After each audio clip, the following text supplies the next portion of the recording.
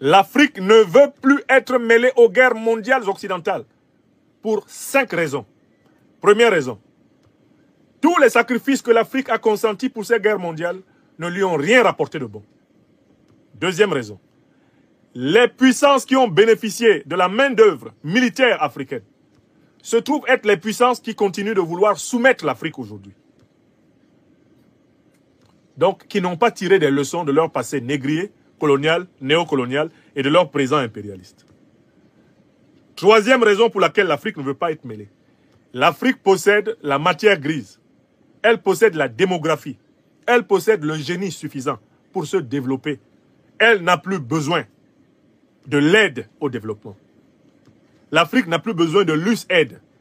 L'Afrique n'a plus besoin du FMI et de la Banque mondiale. L'Afrique n'a plus besoin de pansements sur les jambes de bois. L'Afrique a besoin de sécurité. Elle a besoin de paix. Elle a besoin de libérer son intelligence. Elle a besoin de s'assumer dans le monde. Et c'est ce qu'elle doit faire.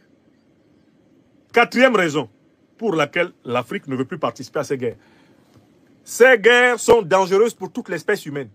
Parce que pour la première fois, nous ne sommes plus dans un schéma de la guerre classique. Nous sommes essentiellement dans un schéma qui pourrait nous conduire à l'apocalypse de l'espèce humaine.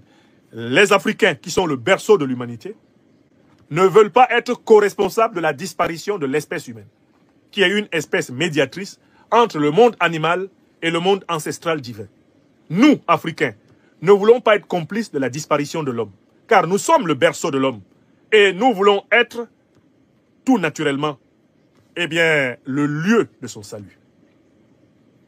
Cinquième et dernière raison, mais écoutez, l'Afrique ne veut pas participer aux guerres mondiales occidentales parce que ces guerres mondiales occidentales, eh bien, ont par le passé suffisamment indiqué